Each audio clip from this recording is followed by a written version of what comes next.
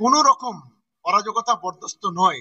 আজকে যারা আগুন জ্বালাচ্ছে সংখ্যালঘু মুসলমানের নাম করে, তারা হচ্ছে কাপুরুষ। তাহলে কেন আজকে সংখ্যা হিন্দু ভাই বোনদের উপরে আক্রমণ হবে? কেন তাদের ঘর বাড়ি জ্বালানো হবে? কেন সংখ্যালঘু মুসলমান যারা আছে তাদের উপর আক্রমণ হবে? কেন নিজেদের মধ্যে এই ধরনের ভেদাভেদ হবে? এটা যারা করছে আমরা তীব্র নিন্দা করছি, তীব্র ধিক্কার জানাচ্ছি। আর মাননীয় মুখ্যমন্ত্রীকে অনুরোধ করব, কড়া হাতিয়ারের ব্যবস্থা নেই, এটা আমরা আবেদন করব এবং পুলিশকে বলবো সর্বশক্তি নিয়োগ করুক। এই সমস্ত সমাজ বিরোধীর দৃষ্টান্তমূলক শাস্তি হওয়া উচিত বলে আমি অন্তত মনে করি। জি, আজকে রীতিমতো দেখলাম ভাঙড় বিজয়গঞ্জ বাজারে চালতাবেড়িয়া অঞ্চল সহ বিভিন্ন অঞ্চলের মানুষদেরকে নিয়ে কর্মী সভায় বার্তা দিলেন, মূলত কি উদ্দেশ্যে?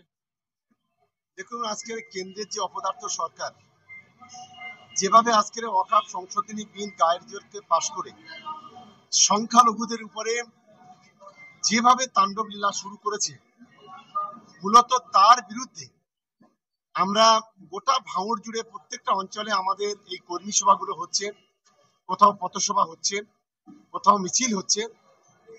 এগুলো কন্টিনিউ চলতে থাকবে যতদিন না পর্যন্ত এই সরকার এই ওয়াকফ সংশোধনী বিল প্রত্যাহার করবে। ততদিন পর্যন্ত আমাদের লড়াই, আমাদের আন্দোলন আমরা সংগঠিত করব এবং কেন্দ্রের বিরুদ্ধে আমরা এই লড়াই চলতে থাকবে। জি, কথা বলতে বলতে বললেন যে কয়েক মাস আগে শুভেন্দু অধিকারী বলেছিল যে মুসলমানদেরকে পথে নামাবো, এটা কি তাহলে চক্রান্ত? একেবারেই চক্রান্ত। আমি মনে করি খুব পরিকল্পিতভাবে বাংলার সংখ্যালঘুদের উপরে তাণ্ডব চালানো এটা একটা গভীর ষড়যন্ত্র। কারণ আমরা মনে করি এই ওয়াকফ সম্পত্তি এটা আল্লাহর সম্পত্তি, এটা সংখ্যালঘুদের অধিকার।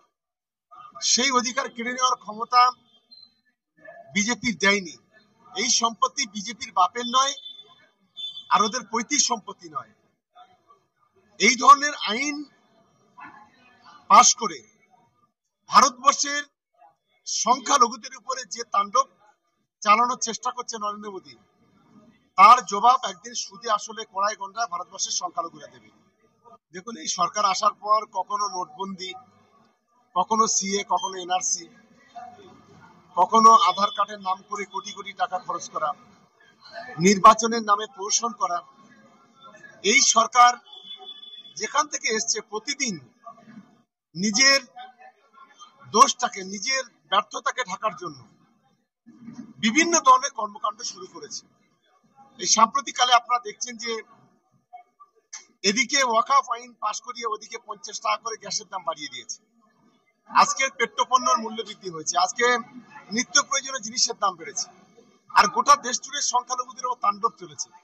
মা বোনদের ইজ্জত দিয়ে ছিনিমিনি খেলা করা হয়েছে, যেটা বিগত দিনে বিগত সময় কোনো সরকারকে দেখিনি। আজকে কিন্তু কেন্দ্রের এই অপদার্থ সরকার এই ধরনের তাণ্ডব লীলা গোটা দেশ জুড়ে চালাচ্ছে। আমরা মনে করি পৃথিবীর বিশ্বতে আর হিটলার ছিল, তারও পতন হয়েছিল, আর এই হিটলারের পতন হবে। কারণ ব্রিটিশরা ছিল অনেক ভালো, ব্রিটিশদের চাইতে আরো অনেক বেশি খারাপ এই নরেন্দ্র মোদী এবং তার সরকার এবং তার লোকজন। জি, আপনি কথা বলতে গিয়ে বললেন যে এই যে 26,000 চাকরি বাতিল হয়েছে, অভিজিৎ গঙ্গোপাধ্যায় তিনি যখন আপনার বিচারক ছিলেন, তিনি সর্বপ্রথম এই ষড়যন্ত্র করে চাকরি বাতিলের জন্য তিনিই দায়ী। আমি তো 100% মনে করি যে প্রথম রায় দিয়েছিল এই অভিজিৎ গঙ্গোপাধ্যায়। আজকের তিনি নাটক করছেন গিয়ে। আমি ধন্যবাদ জানাবো চাকরি হারাদের, তারা গো ব্যাক করে একদম কুকুরের মতো তাড়িয়ে দিয়েছে। এর জন্য আমি চাকরি হারাদের সম্মান জানাই। কিন্তু আমাদের মাননীয় মুখ্যমন্ত্রী, আমরাও মাননীয় মুখ্যমন্ত্রীর কাছে অনুরোধ করব, যারা যোগ্য ব্যক্তি, যাদের প্রকৃত যারা পাশ করেছে, তাদের প্রত্যেকে চাকরি দেওয়ার কথা ইতিমধ্যে দিদি ঘোষণা করেছে। তবু আমরা অনুরোধ করব তারা যেন প্রত্যেকেই তাদের কাজে ফিরতে পারে, তারা যেন তাদের হারানো চাকরিটা ফিরে পায়, সেই অনুরোধ অন্তত আমরা করব। যারা আজকে খোলা জলে মাছ ধরতে চাইছে, যারা বাংলায় আগুন লাগাতে চাইছে, যারা সুযোগ বুঝে কাজ আদায় করতে চাইছে, তাদের বিরুদ্ধে গোটা বাংলার মানুষকে আমি ঐক্যবদ্ধ হওয়ার জন্য আবেদন করব। পাশাপাশি আমি একজন সংখ্যালঘু পরিবারের সদস্য। আজকে যারা সুতি, ধুলিয়ান, আজকে শামশেরগঞ্জ আজকের মুসলমানের নাম করে যারা গাড়ি পুড়িয়েছে, আজকের মুসলমানের নাম করে যারা মানুষকে খুন করছে, তারা হলো কাপুরুষ, তারা কখনো প্রকৃত মুসলমান নয়। এরা মুসলমান ভেকধারী মুসলমান, এরা হচ্ছে দাঙ্গাবাজ। এই ধরনের মানুষগুলোকে অবিলম্বে দৃষ্টান্তমূলক শাস্তির ব্যবস্থা সরকার করুক, এটা হচ্ছে আমরা চাই।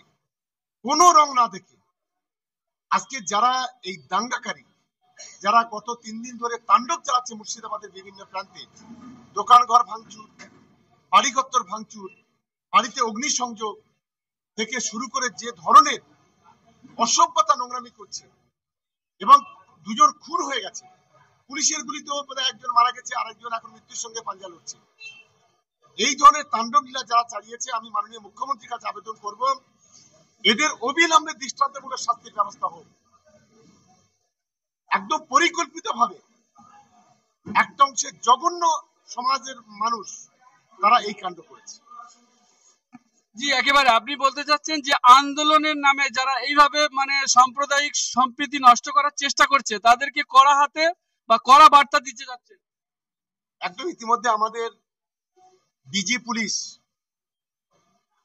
তিনি পরিষ্কারভাবে ঘোষণা করেছেন যে কোনো রকম অরাজকতা বরদাস্ত নয়, আইন হাতে যারা তুলে নেবে তাদের বিরুদ্ধে পরিষ্কারভাবে কঠোর ব্যবস্থা নেওয়া হবে। আমাদের মাননীয় মুখ্যমন্ত্রী বাংলার সকলে মানুষের কাছে আবেদন করেছেন, হিন্দু, মুসলমান, খ্রিস্টান, আদিবাসী সকলের কাছে, যে ধর্মের নামে অধর্ম করে বাংলাকে অশান্তি করবেন না।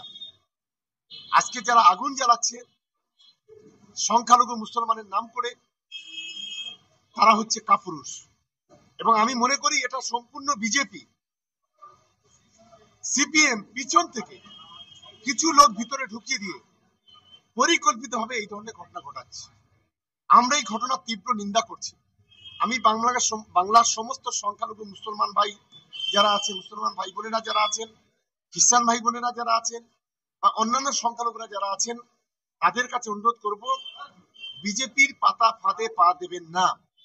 বিজেপি চাইছে, এটা শুভেন্দুরা এটাই চাইছে যে বাংলার সংখ্যালঘুরা রাস্তায় নেমে দাঙ্গা করুক, আর গোটা বাংলা জুড়ে হিন্দু মুসলমানের রাইট হোক, হিন্দু মুসলমানের দাঙ্গা হোক, আর সেই সুযোগটা কাজে লাগাবে ওরা। কারণ এটা মুসলমানদের হিন্দুদের বিরুদ্ধে লড়াই নয়, এই লড়াইটা কেন্দ্রীয় সরকারের বিরুদ্ধে, বিজেপির বিরুদ্ধে। কারণ 233 জন এই বিলের বিপক্ষে ভোট দিয়েছে, তার মধ্যে মাত্র 40 জন মুসলমান, তাহলে 192 জন হিন্দু সাংসদ যারা, তারাও কিন্তু এই বিলের বিপক্ষে ভোট দিয়েছে। তাহলে কেন আজকে সংখ্যা হিন্দু ভাই বোনদের উপরে আক্রমণ হবে? কেন তাদের ঘর বাড়ি জ্বালানো হবে? কেন সংখ্যালঘু মুসলমান যারা আছে তাদের উপর আক্রমণ হবে? কেন নিজেদের মধ্যে এই ধরনের ভেদাভেদ হবে? এটা যারা করছে আমরা তীব্র নিন্দা করছি, তীব্র ধিক্কার জানাচ্ছি। আর মাননীয় মুখ্যমন্ত্রীকে অনুরোধ করব, কড়া হাতের ব্যবস্থা নিয়ে এটা আমরা আবেদন করব, এবং পুলিশকে বলবো সর্বশক্তি নিয়োগ করুক। এই সমস্ত সমাজ বিরোধীর দৃষ্টান্তমূলক শাস্তি হওয়া উচিত বলে আমি অন্তত মনে করি। অসংখ্য ধন্যবাদ।